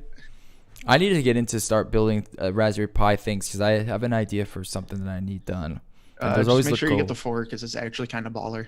Is it? Yeah, I'll get the 4. get the 4, and then you can upgrade. You can buy it by RAM size, and you actually get it with a decent amount of RAM now. We saw a lot of whack-ass laptops at CES. We did some that are cool though, some that are not. Which one is cool? Give me one that's cool. The MSI one that actually has mini LEDs. Yeah, I was just looking at that one. That's pretty cool. Very first mini LED laptop, praising more dimming zones and better HDR. We know that Apple has been talking about putting mini LEDs in their products. We'll see how that's gonna go. But the Creator Series laptops are pretty cool too. MSI does good laptops. MSI does do good Windows laptops. Lenovo had some weird ones that I think is a good idea for a concept, but it's still not what I would get. The laptop? Yeah, they like their gaming series. They started. Oh, the Y yoga gaming things. Yeah, but they started making one that's specifically like it's a set. So you buy the laptop and then you can bundle it with an eGPU. So for right. And like I think that's a good marketing tactic. Like, is the laptop any good? I don't know, but Lenovo usually makes some decent laptops. But like, that's a good concept of like, if you want to try to get people to make a gaming laptop, like, yeah, here, just make a good laptop that's bundled with a graphics card. Yeah, I think that is a good idea. eGPUs going back to the new Razer thing, you can buy one of these laptops with the same shit cheaper, and it has a screen and you can take it places. Yeah, and I think that's something that Razer has been trying to do. They've been trying to push the whole, here's your Ultrabook, and then you just attach it to an eGPU. It's just not quite working right. It's just not, the performance is just lacking on that side for some reason, and it's just kind of turning people off. They're like, well, I'll just get the desktop GPU, which costs exactly the same, and I'll get way more performance out of it. And it's kind of hard to push that sell. But that is cool, the fact that you can take that. Like, I had that whole desk setup with the MacBook where I came in and I plugged it into one cable. Everything works. That's an awesome future, but we are losing performance there. And I think some people are kind of just not. You need people to buy it for them to push those prices down. And I don't know if Lenovo is going to be the company to do it, but we'll see. I think Lenovo can, though, because I mean, I'm still a Lenovo fanboy at heart, but like, they do make some good shit. Yeah, they make great laptops. I think they make great laptops. They make great monitors. Yeah, too. I just think they need to make things thinner. I think they're still a little too wieldy for me to go back to a Lenovo. X1 Carbon. Well, that's more of like an Ultrabook. I want like a full laptop. You know. Tomato, I guess, because I would classify that as the same as a MacBook, but. Does it have a GPU or eGPU or a discrete GPU? Yeah, pretty sure. Oh, okay. But like, I do like this idea, because this was going more for what you want. That's the idea behind their new stuff that I'm very interested in, is basically, no, we're going to make Ultrabooks that then bundle with an eGPU. So it's an Ultrabook of, there isn't discrete graphics on it, but you can make plug it in. You can make it super slim, but when you get home, you can just plug it in. Yeah. Yeah, and but it's expensive. That's the problem with it. The new Lenovo one's cheap. Well, that's why I think the Lenovo one could be popular. But the Razer route, the MacBook route, it's been very expensive to do that. True, but like the Lenovo one, okay, so 740S is 1100. Yeah, 1100 for the laptop, and you'll probably be able to bundle it all well under $2,000. You know, or you can buy the $2,000 Razer desktop, or this way you get a screen and an Ultrabook you can take with you. Yeah, and it's still the exact same i9 CPU, 32 gigs of RAM. Like, it's all. I thought there was Ryzen in those Lenovo ones. The new ones? No, it's still Intel. There's some new Ryzen ones, yeah, but like this one specifically I'm talking about is Intel. Okay. Yeah, I mean the pricing, yeah. Those desktops don't quite make sense. I don't know who's going to buy them. But it seems to be a big market, because remember Corsair released that Corsair 1.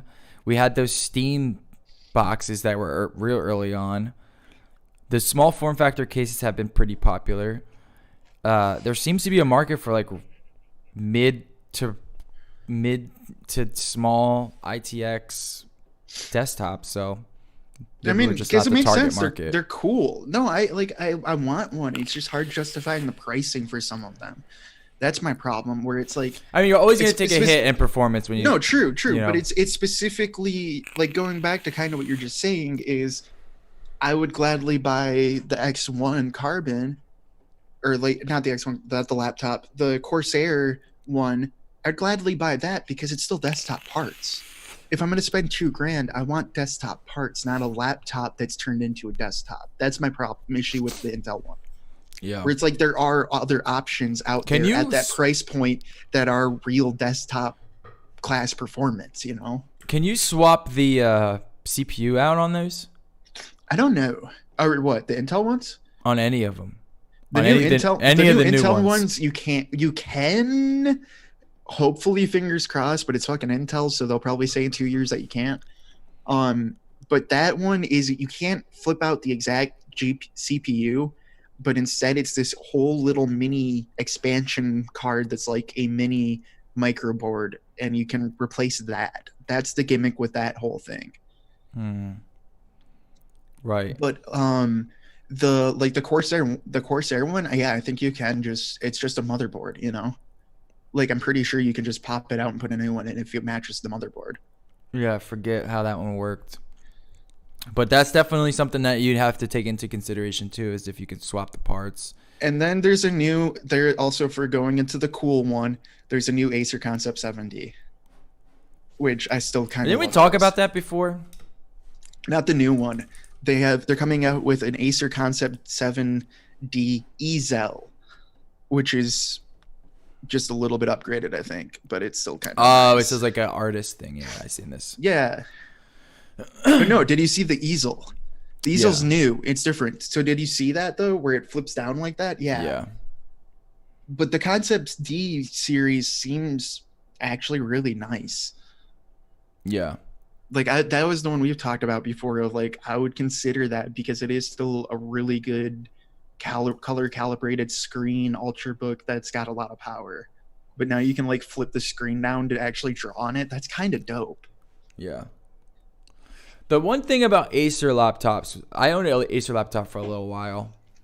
They seem to, I want to say like their hinge design. From the laptop that I use, I remember the hinge starting to get looser. Hey, thank you, Yanis Kitchen. And I started to look like if other people are having the problem. It seemed like it was an Acer thing, but they just like feel like loose. And I wonder if they've addressed that by now. Hopefully, this Concept one, because these laptops aren't cheap. These Concept laptops are pretty expensive. I think it looks. I like, if I were to buy a laptop, I would definitely have this on my consideration list. Yeah. Just because I like the concept and the idea. The Concept line's been pretty nice, but it's just how good their screens are, honestly. Oh yeah. Like, if I'm gonna buy a laptop, it's a 4K screen with 100% ARGB, and like still like 96 or 97p3 Pantone rated, or like certified. I would expect that too, since it's geared for. I mean, all those Concept ones, I think, have those specs. Like, I know they have, like, they put actual real screens on them. Yeah. Yes, Korg and JBL are releasing noise canceling headphones, which is fucking awesome. All right, let's get into the cameras. Wait, did you see the Insta360? I did. Their new like hybrid camera. I did. The problem with Instax, I think it's Instax 360, right? Or am I saying that wrong? No, it's Insta. Is that it's expensive. Yes. I wanted to buy one and I was like, oh shit, those things are awesome. I love love that GoPro look. Oh wait a second, it's fucking expensive. Almost $500. Yeah, it's expensive, and I can expect this one to be expensive too. But it is cool. It is fucking. Yeah, no, cool. This one's coming out at $480 with 1 core, 1 battery, a 360 camera mod, a 4K camera mod. Insta360 will also be selling the 4K camera mod with 1 battery for only $300. That's not bad. So it's $300 for the action camera. That's not really an action camera. You want it for the 360 and the regular, and you could do it double. Yeah. Yeah. It's an interesting concept, though. Yeah, it is cool. I love the way that you can crop in, and like, it's cool. I love the footage that some people were taking with their Insta cameras, but they are pricey, and I don't know if I want to spend that much money on an action cam just yet. I'll have to look. Oh yeah, there was that Alienware Switch product. Dude, and then Razer came out with like a Switch product, which actually looks pretty cool. The Alienware doesn't look cool, but the Alienware is actually a good idea. Yeah. 'Cause it's basically just a Switch You don't like the for way it computer looks? Games. I'm not in love with it. It looks like a giant, dumb Xbox 360 controller. It does, but it does look kind of cool. Does it look as good as the Switch? No, the Switch looks awesome. When that Switch first came out, I was like, that's a good looking device. Oh, there's also the QB bullshit. Oh If you yeah. heard about QB, who's Yeah. going to be yet another new video streaming service, but this one's just for phones. Yeah, I saw that and I went like this. Oh, wait a second. I don't care about your fucking Yeah. 15-minute vertical videos directed by Steven Spielberg. Yeah, It's but hey, dude, it's the guy. insane. From the guy who owns DreamWorks, so you know. It's insane that they gave him that much money to do that. Yeah. We'll see how that goes. No, what people. Well, we'll move on. I gotta get out of here. All right. So. All right. What are the Fuji rumors? XT. Fuji Let me go to Fuji rumors. Just go to Fuji Rumors. That's where it is. Yeah. Not to be announced in January, but in February, March. Yeah, and it's supposed to be shipping in March. There wasn't like details other than like So XT3 successor, XT4. it could be the Um, XT4, it could just be an XT3S with IBIS, or it could be an XT4 or something. But it's an XT3 successor, which is just in time for Tokyo Olympics. Yep. Which you knew Fuji had to too, because that's like the camera for not Trusted the sports. source. It's not for the sports people, but it's going to be everyone who's just like the I don't know. like the human stories, or like peeps, like just like human interest stories, people who do human interest stories. That's what I'm trying to think of. All of that shit, there's going to be a lot of Fuji fanboys there. I'm curious. Yeah, I'm curious to see. I'm curious. All right. I'm curious to see how this goes. I'm curious to see how many. I'm curious to see if it's true or not. And I'm Yeah. second. I'm curious to see how I mean, if they how many come up- people use it. If they come out with an XT4 and it's got IBIS and a flippy screen, and just even I if will it's buy it. even if it's just barely upgraded XT3, or even if it's still just the same XT3 shit, I would still 100% buy it. Yep, I'll buy it. I will buy it. I'll sell my Sony secondary cameras and I'll buy the Fuji one. It's got to have a flippy screen, that's for sure, and it's got to have IBIS. It doesn't even, for me, it doesn't even need to have fucking 4K. Like, it doesn't even need like all those crazy specs. I just want I mean, the it's already Fuji got body. well, that's what I'm saying. Like, even if it's okay if it's still an XT3. The XT3 is still 4K 60. Yeah, Like, you don't need more. yeah, and it's not a Micro Four Thirds, right? No, it's Yeah. it's Thank Fuji only God. makes APS-C, Oh, right. other than their medium format. Yeah, I So, would yeah, no, absolutely it's- buy it, and I'd buy like- one lens for it, one zoom lens for it, and that would be my travel cam forever. Oh, yeah, dude, just buy the F4 16 to 50. 55, because that one's also image stabilized crazily. Like, it's Well, I have to actual- get something a little wider than that. you Don't they have like an 8 to wa- 16? They do, or I would say they have a 16 to 55. That's amazing, but it's not image stabilized. So if it has IBIS, it's the perfect lens for this. And that's a 16 to 55 2.8. And that lens is beautiful. It's just the problem is it's not image stabilized, and since none of the cameras have IBIS, It's just like yeah, that can be a pain. So you have to just do locked off, basically. yeah. All right, But and if then they have an IBIS XT4 or XT3S, then I'm buying it in a heartbeat.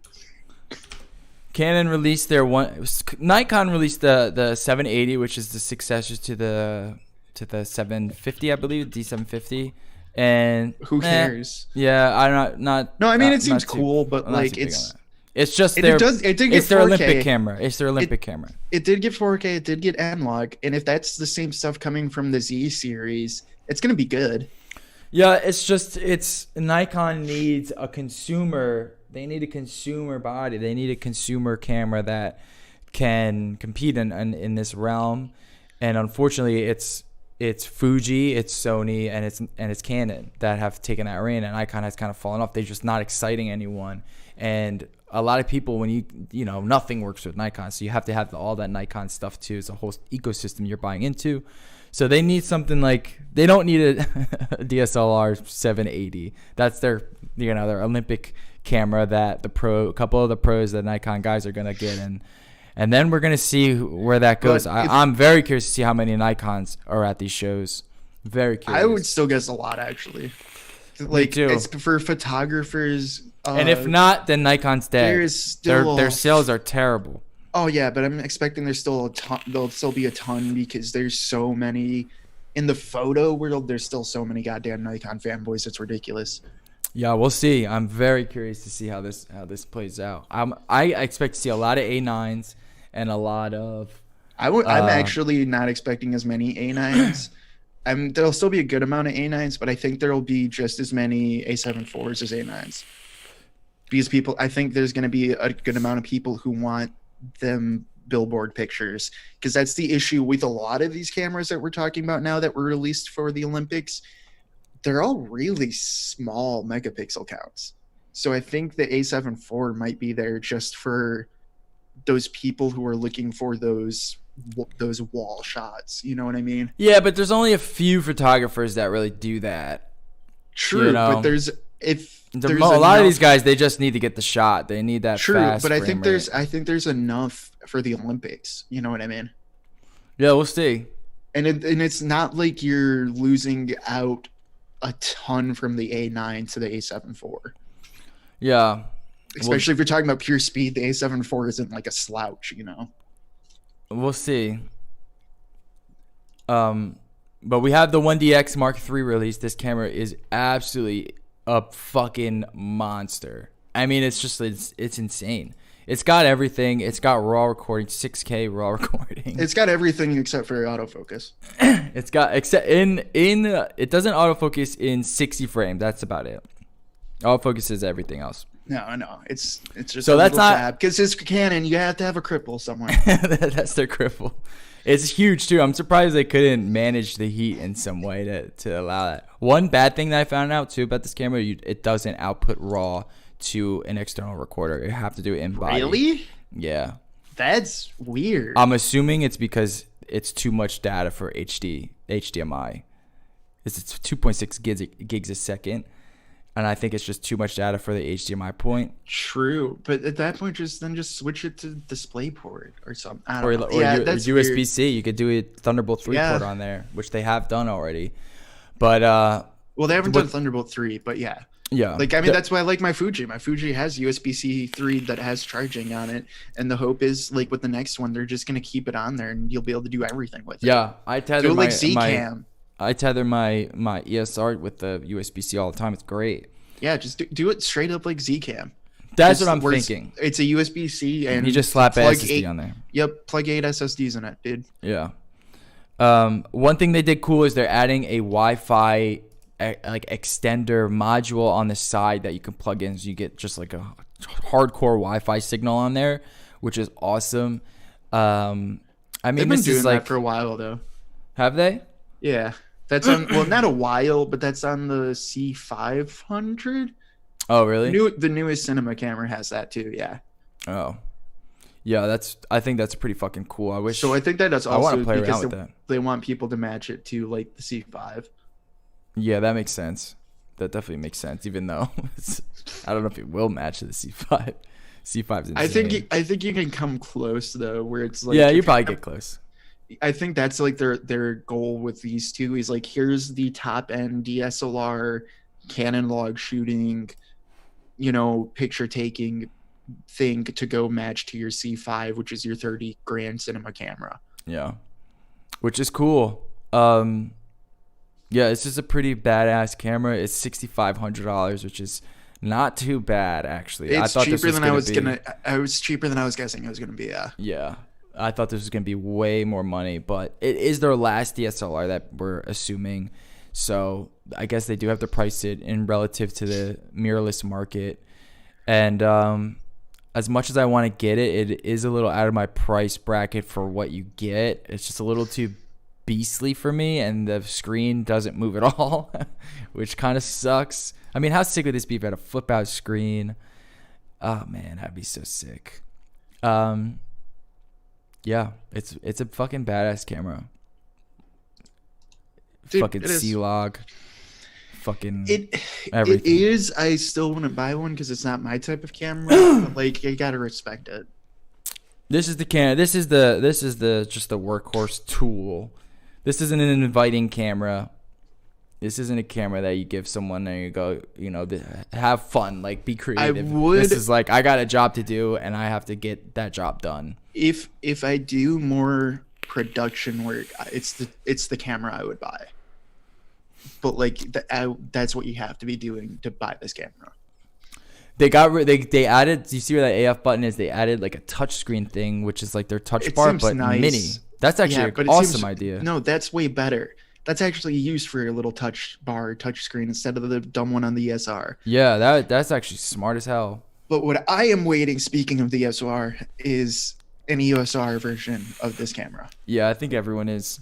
Or like even if it's lighter, just like the 1DX3 Lite mirrorless version. Yep, I think we're all waiting for that version. We all want to see that version. That will be expensive, I think. It can't be though because it's mirrorless and it has to be under like $5,000.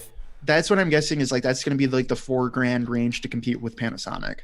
Yeah, it has to be around like $4,000. It can't be like $65,000 to $7,000. That's the hard part is you like if you're gonna make it a mirrorless one, you can't have it that much more like they're gonna pull the regular Canon, so it's gonna be $300 more expensive than the SH1.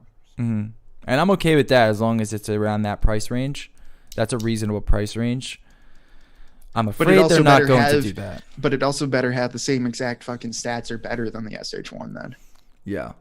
No, there will be something missing. There will be something missing. There was a bunch of things missing from this camera that they're going to put in some firmware. They just needed to get this thing fucking out there. I'm curious to know how many they sell of this, because if you are an Olympic photographer, you have a 1DX Mark II. Do you really need this camera? Like, that's my thing. It's like, do you really need to upgrade to it? It's not too much different other than the video specs. If you're only taking pictures, no, keep a 1DX too. Yeah, that's what I'm thinking. Unless you really need that autofocus speed, like you're at the Olympics, keep the 1DX too. If you're an Olympic photographer, though, $6,500 for a camera is like chump change. It's just like, I'll buy 10 of these. But if you're a video person, 100% upgrade, But yeah, if your main focus is pictures, just get the 1DX2. Yeah. All right, that's it for the show. Big, long show for you, 2 hours long. Coming back after our hiatus. We will come back to you guys next week. Same place, same time, 6:30 every week on Tuesday, not Wednesday. So